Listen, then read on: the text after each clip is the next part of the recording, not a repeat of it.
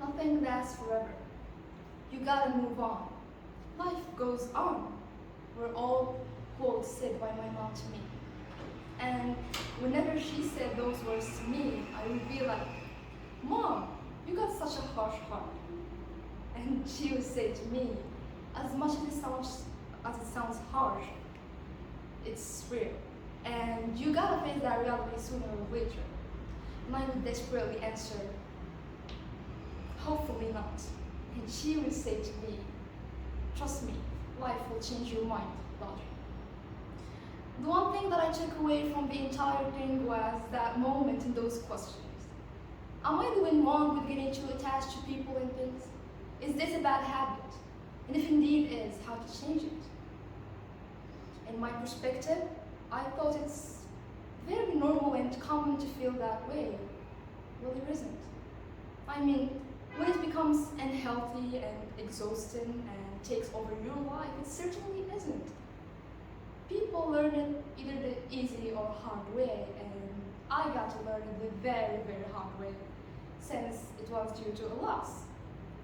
I had lost my cat a few weeks ago, and this was a pain that I was very much feeling because I didn't even know if he's dead or alive. I just know that he's missing and that he would never find his way back home.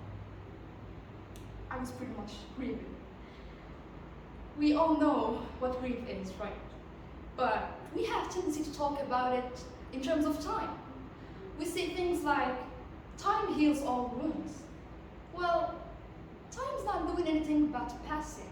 And while it's passing, your brain hurts. It incredibly hurts because what your brain has to do is to take all the pain of the loss and it has to separate them from the memories of joy and happiness you had in that relationship, till the point when you are finally accepting the fate.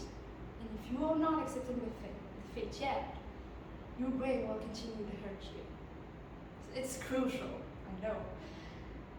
After all, what I had to perceive, what I had to realize, and what I had to get from my mom's words is that if you can build bonds, you can also lose bonds. And I have always known there's that possibility of loss, but honestly, I have never chosen to believe in it. However, studies have proven that grief does serve a purpose. So basically, when you have a relationship with your pet or with someone you love, there is that kind of passion and motivation that wants you and keeps you want to be reunited with your partner forever. But once your partner goes, this motivation and passion could never be fulfilled again. The reason why grief is a frustration to us. Just imagine it like if you have a relationship with someone you love or with your pet, and let's think that the relationship is a bridge and you are, both of you, standing on the two sides of the bridge. So basically, if the partner goes, the bridge will break and you are going to stay all alone by yourself. What you're gonna probably do? You're gonna cry, grieve, or maybe be depressed, maybe wants to end up your life. But what you have to realize is that you just have you to heal you. And it all goes here. I mean, you are what you think you are. You can overcome what you think you can overcome. When I have said those words to myself, the amount of growth and the amount of strength I felt was immense. But I can't deny that I have gained so much from my loss. I know now that we are not supposed to move forward as if our grief doesn't exist anymore. We can move forward with our grief deep down inside us. I have learned that somehow joy and grief can coexist. And I have felt the guilt coming with continuing to live despite your loss of a huge part of your life.